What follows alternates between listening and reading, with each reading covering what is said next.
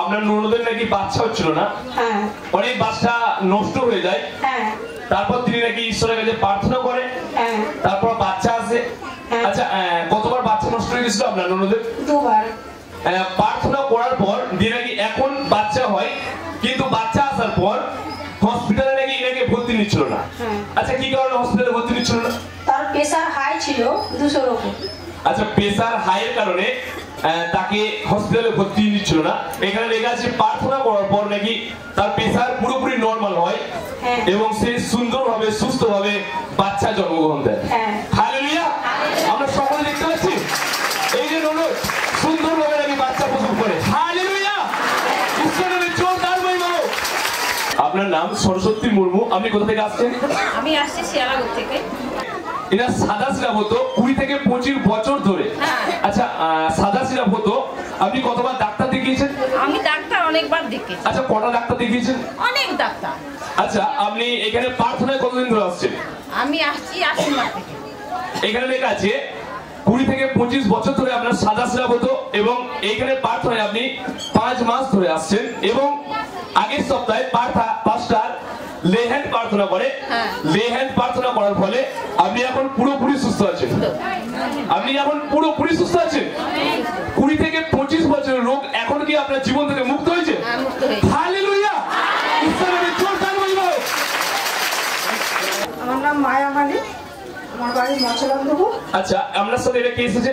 এটা আমার মেয়ে। এর নাম কি? এর নাম লক্ষ্মী মালিক।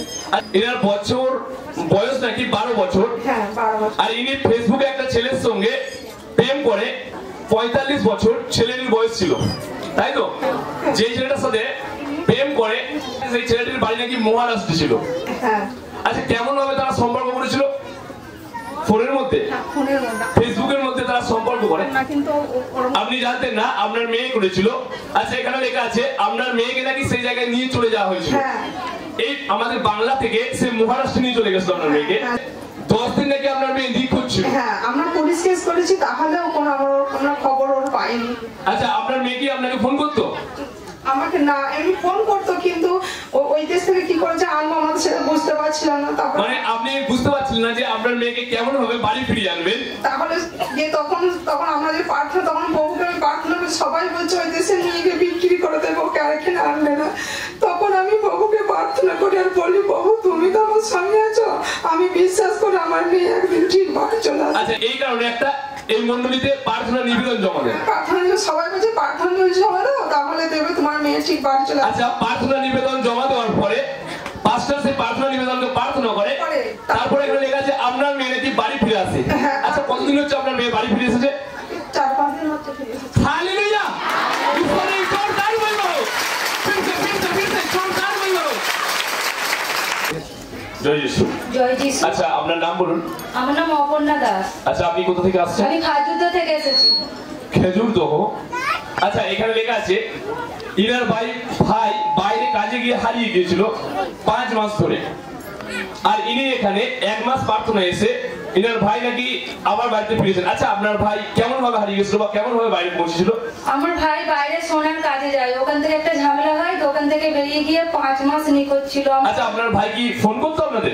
না, ফোন না, কোনো কিছুই আমরা জানতাম না তো। আচ্ছা, আপনার ভাইয়ের সাথে কোনো রকম আপনাদের সম্পর্ক ছিল না? না, কোনো যোগাযোগ ছিল না। আচ্ছা, আপনারা বহুত চিন্তা করতেন যে ভাই কোথায় গেল। আপনি নাকি 1 মাস ধরে ঈশ্বরের কাছে প্রার্থনা করেছিলেন। আচ্ছা, এখন কি আপনার ভাই ফিরে এসেছে? আমার ভাই গত বুধবার ফিরে এসেছে আমাদের বাড়িতে। তাই? হালেলুয়া! ঈশ্বরের জোরদার মহিমা হোক। আচ্ছা, আপনার ভাই এখন বাড়িতে আছে।